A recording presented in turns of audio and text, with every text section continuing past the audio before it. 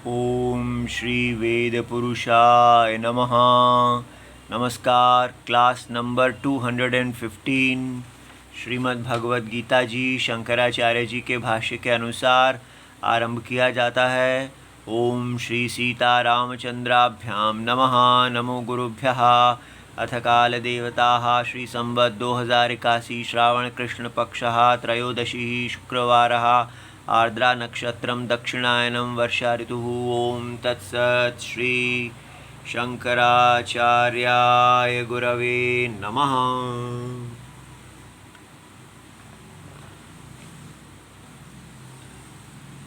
वेदा विनाशिनं नित्यं य एनं अजमव्ययम् कथं स पुरुषः पार्थ कंघातयति हन्तिकम्। अध्याय नंबर 2 श्लोक नंबर 21। और ये पुस्तक है Shrimad Bhagavad Gita ji, Gita press Gorakhpur, book number 10, Shankaracharya ji के भाष्य वाली पुस्तक। और आज हम एक बहुत ही आनंद देने वाला विषय देखने लगे हैं। और वो क्या है कि कल भगवान ने ऐसा कहा कि जो तस्मात् विशेषितस्य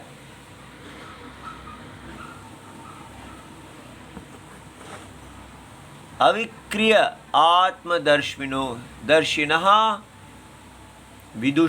विदुषोः मुमुक्षोः च सर्वकर्म संन्यासे एव अधिकारः। माने भगवान ने बताया कि सर्व कर्म संन्यास में किसका अधिकार है। तो पहले देख लें ये सर्व कर्म संन्यास का विषय कहाँ से आया। श्लोक में भगवान ने ऐसा कहा है कि जो व्यक्ति आत्मा को अविक्रिय जानता है, बिना किसी विकार के जानता है, निर्विकार जानता है, अर्थात जो विकार शरीर में आते हैं वो सब आत्मा के नहीं हैं। शरीर का जानने वाला क्षेत्रज्ञ जो आत्मा है, उस शरीर को जानने वाले आत्मा में शरीर के विकार नहीं हैं। आत्मा शरीर का सत्यम है, आत्मा शरीर का अस्तित्व है, आत्मा शरीर का चेतना है। शरीर में ना अपना चेतना है ना अपना अस्तित्व है। शरीर और उसके द्वारा देखी गई सारी दुनिया केवल एक विपरीत प्रत्यय है। जैसे रस्सी में दिखने वाला सांप, जैसे आत्मा में दिखने वाला स्वप्न। इस प्रकार जो जानता है कि स्वप्न में सारे विकार जो हैं वो स्वप्न की आत्मा के नहीं हैं। स्वप्न की आत्मा सदा उन विकारों से अस्पृष्ट रहता है। ऐसा जानने वाला विद्वान को कर्म, जो वैदिक कर्म दिए गए हैं, उनसे संन्यास का अधिकार है। वो उन कर्मों को अब छोड़ सकता है। तो इसलिए ये बात हमको समझनी है कि कैसे। ये देखिए कि सर्व कर्म संन्यास माने जिन कर्मों को आपको दिया जाता है, जो वैदिक कर्म हमको दिए जाते हैं, कहाँ दिए जाते हैं? दिए जाने चाहिए थे, किंतु हमारे अज्ञान के कारण हमने अपने वैदिक संस्कृति को छोड़ दिया, अपने वैदिक धर्म को छोड़ दिया। तो हम कर्मों को धारण ही नहीं कर रहे हैं। ठीक है। और अब यहाँ टॉपिक किया जा रहा है कि जो कर्म धारण किए गए हैं उनके संन्यास में, उनको त्यागने में किसका अधिकार है। अब हम कहेंगे भाई हमने कभी भारत में कोई कर्म धारण ही नहीं किए, तो आप हमें सर्व कर्म संन्यास क्यों पढ़ा रहे हैं। ये हमारे लिए क्या फ़ायदा है इसका? ताकि हम समझें कि कर्मों को धारण कब करना है और कर्मों का त्याग कब करना है। ठीक है? क्यों कर्मों को धारण किया जाता है? कौन है कर्मों को धारण करने का अधिकारी और कौन है उन धारण किए हुए कर्मों का संन्यास करने का अधिकारी? जब ये बात हम देखेंगे, हमें इसके महत्व का बात समझ में आएगी, तो हम भगवान की शरण लेंगे और भगवान हमसे प्यार करते हैं, जगत की आत्मा, वो हमें शुद्ध करेंगे और हम पुनः जो रेलगाड़ी अपनी पटरी से उतर गई है, वो राम जी की कृपा से, उनके दिए गए बल और मार्गदर्शन से पुनः अपनी पटरी पे वापस आ जाएगी। ठीक है? तो इसका उद्देश्य केवल एक पांडित्य बेकार की चीज़ पढ़ने का नहीं है। इसका उद्देश्य भारतीय रेल को वापस पटरी पे लाना है, जो इस समय पटरी से गिरी हुई है। कौन सी भारतीय रेल? भारतीय धर्म रेल। ठीक है? तो यहाँ देखिए, बहुत इंपॉर्टेंट पॉइंट है। भगवान कह रहे हैं कि विद्वान और मुमुक्षु दोनों को सर्व कर्म संन्यास में अधिकार है, लेकिन उसके साथ एक विशेषण दिए है। कौन सा विद्वान होना चाहिए? अविक्रिय आत्मदर्शिनः, वो विद्वान जो आत्मा को अविक्रिय देखता है, विकार रहित देखता है। ठीक है? अब ये देखें यहाँ पर कि आत्मा को निर्विकार देखने वाला विद्वान को अधिकार है कि सर्व कर्म संन्यास कर ले। उसको जो कर्म दिए गए थे वो पूरे हो गए। दूसरा अधिकार है मुमुक्षु को, वो भी सर्व कर्म संन्यास कर सकता है, लेकिन माने उसको जो कर्म दिए गए थे वो छोड़ सकता है। तो मुमुक्षु और विद्वान यहाँ क्या भेद है, ये अच्छी तरह समझना है। देखिए, हमने देखा कि हम कहानी कहाँ से शुरू करते हैं। हमारी कहानी यहाँ से शुरू होनी चाहिए थी कि मैं देह हूँ, अहम कर्ता अहम भोक्ता। इस प्रकार एक अविद्वान अपने आप को देखता है। ये अविद्वान के लक्षण हैं। जो मनुष्य अपने आप को कर्ता, मैं क्रिया का करता हूँ, मैं भोग कंज्यूमर हूँ, ठीक है, अर्थात मैं विषयों का भोग करके आनंद लेता हूँ, इस प्रकार जो अपने आप को कर्ता और भोक्ता देखता है और अपने आप को शरीर देखता है, ऐसे व्यक्ति को अविद्वान कहते हैं। यूनिवर्सल माने सर्वत्र जन्म से ही हम अविद्वान पैदा होते हैं। तो ऐसे व्यक्ति को वेद जो हैं कल्याण के लिए कर्म बताते हैं कि आपकी ये जो देह है आपने कर्मों से प्राप्त की है, और अब आपने जो देह प्राप्त की है उसके अनुसार ही आपका कर्म होगा। इसलिए ये नहीं है कि आप कोई भी चूज़ कर सकते हैं। जैसे आजकल कहा जाता है अपने एप्टीट्यूड को देखो बच्चे, जो आपका एप्टीट्यूड है उसके साथ करो। ये नहीं कि अगर आप ब्राह्मण घर में पैदा हुए हैं और आपको वेद अध्ययन ही करना चाहिए। आजकल एप्टीट्यूड की बात करते हैं। एप्टीट्यूड माने कि आपके मन में जो राग द्वेष हैं, अपने मन के राग के अनुसार आप अपनी प्रोफेशन, अपना कैरियर चुन लो, ताकि आपका पूरा मन उसी में होगा। लेकिन यहाँ क्या कहा जाता है, नहीं, मन के राग और द्वेषों के अनुसार नहीं चलना, क्योंकि आपके मन में जो राग और द्वेष हैं वो पूर्व जन्म के संस्कार हैं। इस जन्म में जो आपने शरीर जीता है अपने कर्मों से, अब अपने मन को उसके अनुसार करो। इसलिए आपको एप्टीट्यूड से नहीं चलना, आपको चलना है शास्त्र प्रमाण से। यदि आप ब्राह्मण के घर पैदा हुए हैं, आपको वेद अध्ययन में एप्टीट्यूड है या नहीं है?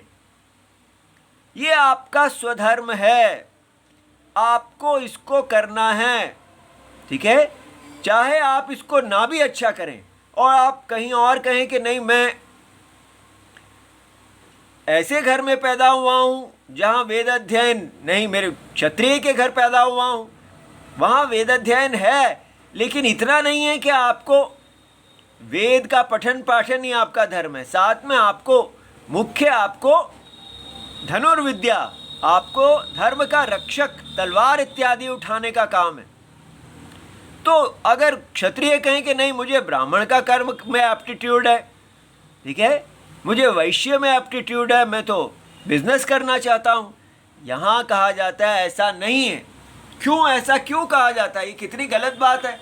जिसका व्यक्ति का एप्टीट्यूड है वही उसको देना चाहिए? नहीं, क्योंकि यहाँ ये है कि हम यहाँ पर कोई बाजार नहीं है, हम इंडिविजुअल अलग अलग अलग नहीं हैं, हम वास्तव में सिर हैं, विराट पुरुष के सिर, विराट पुरुष की भुजा, विराट पुरुष का जांग और विराट पुरुष के पैर, और फिर उसके बाद इसके आगे जो भी डिवीजन है। तो ये मूल है। इसलिए जन्म से आप क्यों विराट पुरुष के सिर रूप में ब्राह्मण रूप में जन्म लेते हैं? क्योंकि आपके कर्म हैं। कर्मों से ही आत्मा, कौन सी आत्मा? ये अविक्रिय आत्मा, इस शरीर के अंदर जो जगत, पूरा यूनिवर्स, ये अनलिमिटेड यूनिवर्स है, पूरे इस अनलिमिटेड असीम जो ये दुनिया है, सृष्टि है, इसकी जो आत्मा है सत्यम, और ये असत्य है। सत्य और असत्य के मिलने से ये सृष्टि बनी है। तो ये एक माया शरीर है। माया शरीर माने असत्य शरीर, जैसे सर्प, रस्सी में दिखने वाला सर्प। तो हमको कहा जाता है कि आप इस माया के अंदर कर्म कर रहे हैं। कौन से कर्म? वैदिक कर्म, कोई जॉब, नौकरी, करियर इत्यादि नहीं। आप उन वैदिक कर्मों के द्वारा बद्ध हैं। तो इसलिए इस विराट शरीर में आपका जन्म होता है। इसलिए ये आप नहीं कर सकते कि अगर आप पैर बन के पैदा हुए हैं तो आप सिर का काम कर लें, ठीक है। जो भी आपका मन है उसको आप बांधिए, ब्रह्मचर्य व्रत कीजिए, मन को आप अपने स्वधर्म के अनुकूल बनाइए, ठीक है। इस प्रकार हमको यहाँ हमारे कर्म दिए जाते हैं, जो भारत में 0 हो गया है, ठीक है। हमें कहा जाता है यदि आप कर्म करेंगे उसके अनुसार कर्म फल आएगा, कर्म फल से आप देहांतर, ठीक है, जन्मांतर, आपको अगले जन्म में जो देह प्राप्त होगी वो उच्च देह प्राप्त होगी। और उच्च देह का मतलब क्या है? कि आप इस तरह नीचे से ऊपर की तरफ जाएंगे अधिक, और ये अर्थात तमस से अधिक सात्विक देह की तरफ जाएंगे, ऐसी देह की तरफ जाएंगे जो मोक्ष के लिए अधिक अनुकूल है।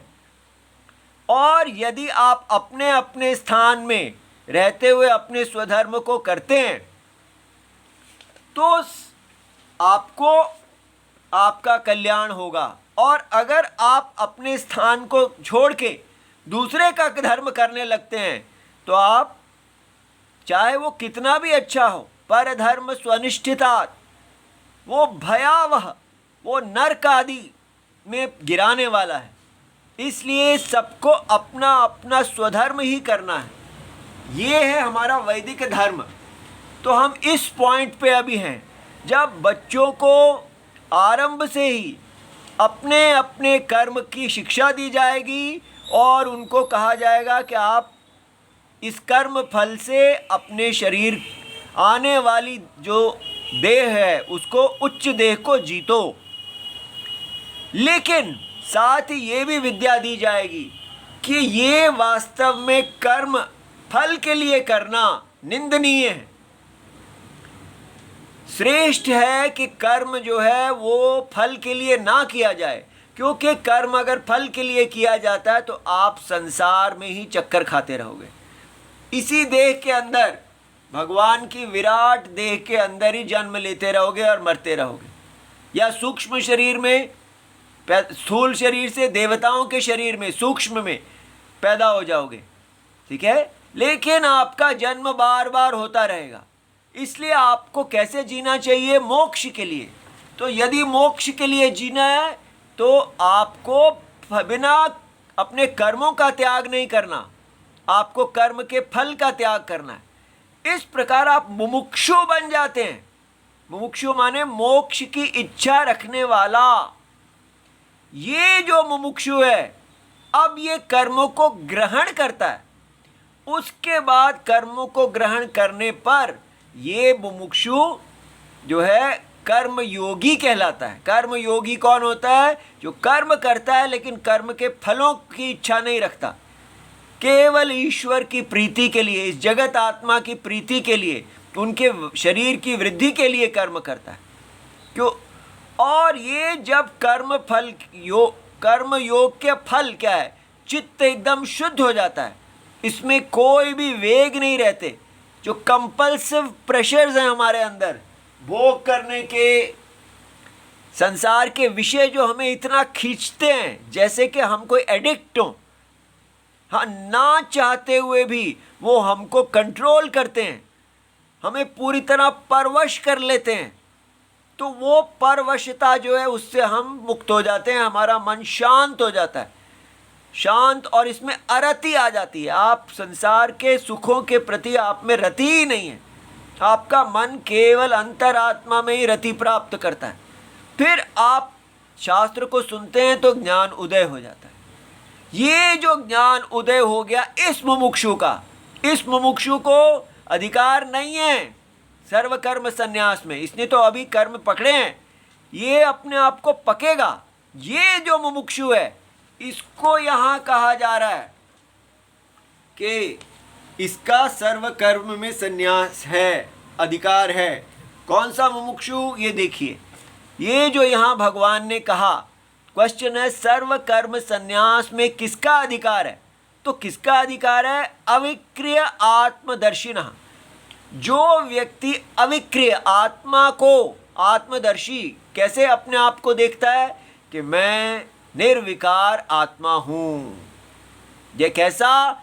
जैसा स्वप्न को धारण करने वाला आत्मा पूरे विराट स्वप्न को धारण करते हैं। स्वप्न में कुछ भी हो जाए देह को, लेकिन देही निर्विकार रहते हैं, ठीक है। वो निर्विकार देही आत्मा जिसमें पूरा स्वप्न कल्पना है, जो स्वप्न का नारायण है, इस प्रकार जो अपने आप को देखता है, वो ये दो हैं। तो दो ये कौन है?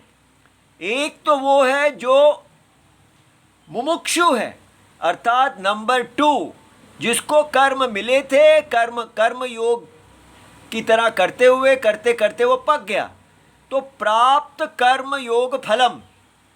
इस मुमुक्षु ने कर्म योग के फल को प्राप्त कर लिया, उसकी चित्त शुद्धि हो गई, उसका ज्ञान उदय हो गया। तो ज्ञान उदय होने पर उसको मुक्त हो जाना चाहिए? नहीं, केवल ज्ञान आ जाने से मुक्ति नहीं होगी। उसके बाद वो कर्म का सन्यासी, ठीक है, उसके बाद वो कर्मों को छोड़ेगा और अब वो सन्यासी, कर्म फल सन्यासी कहलाएगा। अब वो केवल अपने ज्ञान में ही रहेगा, तब वो मोक्ष को प्राप्त करेगा, ठीक है। तो यहां तक वो कर्म योगी था। कर्म योगी के बाद अब वो ज्ञान योगी बनेगा, ठीक है। ज्ञान योगी कौन है? सन्यासी, सर्व कर्म संन्यास में जिसका अधिकार है, ठीक है, वो है ये ज्ञान योगी। इसको, इस मुमुक्षु को अधिकार है। दूसरा किसको अधिकार है? दूसरा उसको अधिकार है जिसको ये कर्म योग के बाद ज्ञान योग का भी फल प्राप्त हो चुका है, जो पूरी तरह सिद्ध मोक्ष प्राप्त है, ठीक है, जो मुक्त हो चुका है लेकिन उसने अभी सन्यास नहीं लिया है, जैसे याज्ञवल्क्य जी। याज्ञवल्क्य जो है वो गुरुओं के गुरु हैं, लेकिन उन्होंने सबको ज्ञान दिया, इतना पढ़ाया। शुक्ल यजुर्वेद में, बृहदारण्यक उपनिषद में इनका वर्णन है। और ये याज्ञवल्क्य जी जो हैं, ये अपनी पत्नी मैत्रेयी से कहते हैं कि मैं सन्यास लेना चाहता हूँ। और मैत्रेयी जी का और याज्ञवल्क्य जी का संवाद है जिसमें आत्म तत्व का निरूपण है। तो उनके बाद वो सन्यास लेते हैं, लेकिन वो विद्वत सन्यास है, विद्वान का सन्यास। तो विद्वान जिसने अभी तक सन्यास नहीं लिया है वो कर्मों को जब चाहे छोड़ सकता है। और दूसरा वो मुमुक्षु जिसने कर्म, तो दोनों ने कर्मों को ग्रहण किया था तो अब छोड़ रहे हैं। ठीक है, मुमुक्षु ने भी कर्मों को ग्रहण किया, कर्म योगी बने और कर्म योग का फल उनको आ गया, ज्ञान उदय हो गया। अब वो इस ज्ञान को निर्मल करने के लिए, अपने मन को पकाने के लिए, जो भी विपरीत भावनाएं इत्यादि मन में आती हैं उनको शांत करने के लिए वो केवल ब्रह्म चिंतनम में ही रहते हैं, तो उसको सन्यासी कहते हैं, यति। ठीक है, इसी को ही हमने कल पढ़ा है कि ये जो यति है ये हमारे समाज में सबसे ऊंचा माना जाता है। ये देखिए, कल ही हमने ये देखा, यतेर गुरुर्द्विजातीनां वर्णानां ब्राह्मणो गुरुः पतिरेव गुरुस्त्रीणां सर्वेषां पार्थिवो गुरुः। ये महाभारत का श्लोक है। अब इसमें देखिए कहा यति, सन्यासी, सर्व कर्म सन्यासी, जो या विद्वान था या मुमुक्षु है, ये व्यक्ति जो है इतना आदरणीय है, ये हमारे पूरे समाज का गुरु है। तो ये क्या कहा, ये द्विजाति ब्राह्मणों के भी गुरु हैं, अधिकतर यति ब्राह्मण ही होते हैं। ठीक है, तो इसलिए ये ब्राह्मणों के भी गुरु हैं। और फिर जो ब्राह्मण हैं वो देखिए, वर्णानाम ब्राह्मणो गुरु, और उसके बाद सारे वर्णों के गुरु ब्राह्मण हैं। और फिर हर वर्ण में पति पत्नी के, स्त्री के गुरु हैं। लेकिन अंत में बड़ी विचित्र बात कही, सर्वेशाम पार्थिवो गुरु। लेकिन गुरु कौन है? जो रक्षा करता है, धर्म में निष्ठ करता है, सबका गुरु राजा है। देखिए यहाँ, ये कितनी अजीब बात है। ये हमारा देश था कि किस प्रकार सबको गुरु के अधीन रहना है, कोई भी यहाँ स्वतंत्र नहीं है, सदा सब अपने अपने गुरु के अधीन है। ठीक है, गुरु जो हैं रक्षक हैं और हम रक्षित हैं, हम इस धर्म से बद्ध हैं। ये जो है हमने पूरी तरह छोड़ दिया है। इस समय हम ये जो भगवत गीता पढ़ रहे हैं, इसका उद्देश्य अपनी गाड़ी, रेल गाड़ी को वापस रेल पे लाने का है। ठीक है, अब आप ये समझ गए कि यहाँ पर जो शंकराचार्य जी कह रहे हैं, अविक्रिय आत्मदर्शिनः, जो आदमी अपने आप को अविक्रिय आत्मा, निर्विकार आत्मा देखता है, ऐसा विद्वान और ऐसा मुमुक्षु। याद रहे, ये जो विशेषण है दोनों के साथ लगाना है। च, ये और ये, सर्व कर्म संन्यासे एव अधिकारः, उनका सर्व कर्म संन्यास अर्थात वैदिक कर्मों को जिन्होंने धारण किया था, धारण किए हुए वैदिक कर्मों को छोड़ने का अधिकार है। ठीक है, तो अब हमको समझ में आ गया। लेकिन आजकल भारत में क्या चल रहा है? भारत में चल रहा है कि ये वाला मुमुक्षु जिसने अभी कर्म को धारण ही नहीं किया, जिसको ये बताया गया कि अहम कर्ता तो अज्ञानी होता है, तो वो कहता है मैं तो ज्ञानी बनना चाहता हूँ, तो मैं तो मुमुक्षु हूँ। तो वो कर्मों को धारण करने का उसका अधिकार था, उसका अधिकार है कि वो कर्मों को धारण करे, कर्म योगी बने, कर्म फल को ना धारण करे।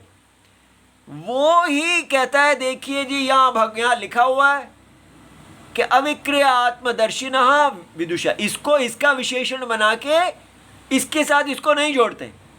और मुमुक्षु का, जो जिसके अंदर मोक्ष की इच्छा है, ठीक है, वो क्या करे, सन्यास ले ले। तो क्या हुआ, आप अज्ञानी हैं, आपके अंदर प्रबल अहम कर्ता अहम भोक्ता इत्यादि ये सब वेग हैं, इनको शांत करने का कर्म योग साधन आपने लिया ही नहीं। सीधा यहां से आप पहुंचे मुमुक्षु लेवल पे, ये देखिए सीधा यहां पहुंचे। तो क्या हुआ, आप प्राप्त कर्म योग फल है ही नहीं, चित्त शुद्धि है ही नहीं, और ज्ञान उत्पन्न हुआ ही नहीं, केवल शब्दों को जानते हैं। जैसे फिजिक्स केमिस्ट्री के शब्द स्कूल में पढ़ते हैं, बिना अंडरस्टैंड किए ही हम उनको बोलने की शिक्षा योग्यता आ जाती है।